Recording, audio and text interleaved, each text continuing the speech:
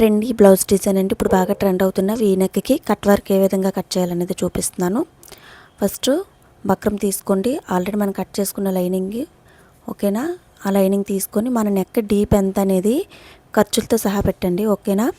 Width అనేది 4 inch వచ్చింది. ఆ 4 ఇంచ్కి కింద నడుము అనేది 4 ఇంచ్కి ఒక 6 ఇంచ్ వరకు పైకి వేసుకోండి ఓకేనా. ఇప్పుడు షోల్డర్ కోసమని కింద విడ్త్ కోసం 3 ఇంచెస్ పెడుతున్నానండి ఓకేనా. తర్వాత పైన షోల్డరు పావుతక్కువ 2 ఇంచులు పెట్టానండి. పావుతక్కువ 2 ఇంచుల తర్వాత మనకి అరించి ఖర్చులతో ఉంచి మళ్ళీ ఇంకొక మార్కింగ్ అనేది చేయండి. ఎందుకంటే కట్ వర్క్ కోసం కంపల్సరీ 2 మార్క్స్ అనేవి చేయాలండి ఓకేనా. నేను ఏ విధంగా అయితే మార్కింగ్ చేస్తున్నానో అదే విధంగా మార్కింగ్ చేసుకోండి. అయితే నేను పూర్తిగా వి అనే షేప్ ఇవ్వట్లేదండి, ఎందుకంటే మనకి నెక్ ఫుల్గా మూసేస్తుంది. అందుకని కొంచెం కర్వ్ టైప్లో ఇస్తున్నాను వి అనేది ఓకేనా. ఇది కూడా చాలా బాగుంటుందండి, ట్రై చేయండి, చాలా బాగుంటుంది. అయితే ఇప్పుడు నేను ఏ విధంగా అయితే మార్కింగ్ వేస్తున్నానో అదేవిధంగా రెండింటికి కూడా మార్కింగ్ అనేది వేసేయండి. కర్వ్ స్కేల్తో వి షేప్లో వేసేయండి. కొంచెం కర్వ్ ఇచ్చిన వి పెడుతున్నానండి ఓకేనా, పూర్తి వి అనేది పెట్టడం లేదు. ఇప్పుడు పైన ఒక 1/2 ఇంచ్ వరకు మనకి షోల్డర్ జాయింట్ చేస్తాం కదా, అందుకని ఆ షోల్డర్ జాయింట్ కోసమని మార్కింగ్ చేసేయండి. ఇప్పుడు మార్కింగ్ చేసేసాక పైనుంచి మనం కట్ వర్క్కి మీ దగ్గర ఏదైనా ఒక జండు బామ్ కానీ ఎనీవన్ మీ దగ్గర ఏది ఉంటే అది రౌండ్గా అది తీసుకొని నేను ఏ విధంగా అయితే మార్కింగ్ వేస్తున్నానో అదే విధంగా మార్కింగ్ వేసేయండి. చాలా నీట్గా వస్తుందండి, ఒకసారి ట్రై చేయండి ఓకేనా.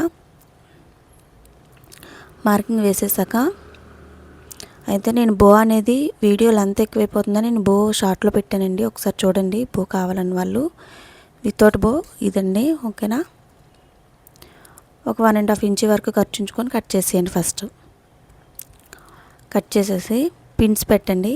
పిన్స్ పెట్టి ఇప్పుడు కట్ వర్క్ షేప్ అనేది కటింగ్ చేయండి. నేను ఇది బ్యాక్ ఓపెన్ ఇచ్చానండి ఓకేనా. ఫ్రంట్కి కూడా వీనెక్లోనే వీనెక్కే పెట్టానండి. ఫ్రంట్ కూడా వీ షేప్ నెక్కే పెట్టాను. ఫ్రంట్ కూడా దాన్ని అప్లోడ్ చేస్తానండి. చాలామంది చూస్తున్నారు కానీ ఛానల్ సబ్స్క్రైబ్ చేయట్లేదండి, వీలైతే సబ్స్క్రైబ్ చేయండి. నేను ఏ విధంగా అయితే కట్ చేస్తున్నానో అదేవిధంగా మొత్తం కట్ వర్క్ కట్ చేసేయండి. అయిపోయిందండి, కట్ చేసేసాను. చూసారు ఎంత బాగా వచ్చిందో ఓకేనండి. అదిగోండి వేస్తున్నాను, ఒకసారి చూడండి. అయిపోయింది. ఇప్పుడు ఇదే విధంగా మెయిన్ క్లాత్ని కూడా తీసేసుకొని వెనక పార్ట్లు 2 జాయింట్ చేసేయండి. లైనింగ్కి జాయింట్ చేసేసాక నేను ఏ విధంగా మెయిన్ క్లాత్కి అటాచ్ చేయాలో చూపిస్తున్నాను చూడండి. తర్వాత బక్రాన్ని కూడా ఒక లైనింగ్ క్లాత్కి అటాచ్ చేసేయండి. నేను ఏ విధంగా అటాచ్ చేసేసానో ఆల్రెడీ వీడియోలో ఎంత ఎక్కువైపోతుందని అదంతా అటాచ్ చేయలేదండి, మీకు తెలుసు కదా.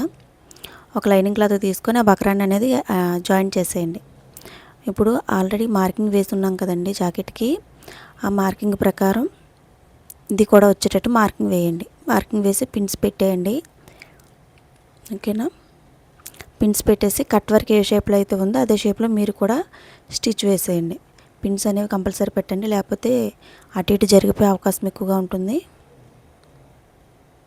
నేను ఏ విధంగా అయితే చేస్తున్నానో అదే విధంగా చేయండి.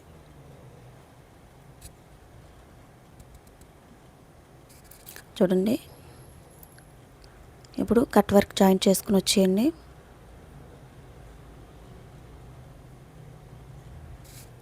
ఒక 2 పాయింట్స్ వరకు ఉంచి కట్ వర్క్ని అదే షేప్లో జాయింట్ చేసుకుంటూ వచ్చేయండి ఓకేనా అండి. నేను ఏ విధంగా అయితే జాయింట్ చేస్తున్నానో కొంచెం ఆ కటింగ్ దగ్గర మాత్రం కొంచెం ఒక 2 పాయింట్స్ వరకు లోతుగా వెళ్తే కట్ వర్క్ అనేది క్లియర్గా కనిపిస్తుందండి. నేను వేసింది కనిపించకపోవచ్చు కానీ అదిగోండి నేను ఆల్రెడీ కుట్టేసింది కనిపిస్తుంది. నేను ఏ విధంగా అనేది వేస్తున్నానో ఓకేనా. మిగిలిన కట్ వర్క్ కూడా వేసేసి డబుల్ స్టిచ్ అనేది వేసేయండి ఓకేనండి. డబుల్ స్టిచ్ వేసేసాక ఎక్స్ట్రా ఉన్న క్లాత్ని కట్ చేయండి. నేను ఏ విధంగా అయితే కట్ చేస్తున్నానో అదే విధంగా కట్ చేసి కట్స్ అనేవి ఇవ్వండి. ఆ కట్ వర్క్లో కట్స్ అనేవి ఇచ్చేయండి ఓకేనండి. ఫస్ట్ మామూలుగా ఇచ్చి తర్వాత చిన్న ట్రిమ్మర్ ఉంటుంది కానీ దాంతో చివరి వరకు ఇవ్వండి. మనకి కుట్టేంత వరకు అయితే కట్ వర్క్లో వేసాము అంతవరకు. ఎందుకంటే అండి నేను యాక్చువల్గా పెద్ద కత్తితోనే కట్ చేద్దాను, కానీ మెయిన్ క్లాత్ కట్ అయిపోయే అవకాశం ఉంటుందని నేను ఇలా చేస్తున్నాను. మీ చాయిస్ అని మీరు ఎలా కట్ చేసుకున్నా అది మీ యొక్క కంఫర్ట్ ఓకేనా. మొత్తం కట్ వర్క్ని ఇప్పుడు నేను ఏ విధంగా అయితే చూపిస్తున్నానో అదే విధంగా బయటకు లాగండి. కొంచెం ఖర్చు అనేది ఎక్కువైంది, అందుకని ఖర్చు అనేది ఇంకా మళ్ళీ కట్ చేసేస్తున్నాను. ఖర్చు ఎక్కువైతే అది కట్ వర్క్ అనేది తిరగడానికి కొంచెం అవ్వదండి సరిగ్గా, అందుకని మిగిలిన ఖర్చు కూడా కట్ చేసేసాను. ఒక 1/2 ఇంచ్ వరకు ఖర్చు అయితే సరిపోతుంది. ఓకేనండి. ఏదైనా ఒక స్క్రూ డ్రైవర్ కానీ లేదా టెస్టర్ కానీ తీసుకొని కట్ వర్క్ని రౌండ్గా తిప్పేయండి. ఓకేనండి. నేను ఏ విధంగా అయితే చూపిస్తున్నానో అదే విధంగా మీరు కూడా చేయండి. మీకు నా స్టిచ్చింగ్ కటింగ్గా నచ్చినట్లయితే ఛానల్ సబ్స్క్రైబ్ చేసుకోండి. ఓకేనండి. ఇంకా మంచి మంచి వీడియోలు పెడుతూ ఉంటాను.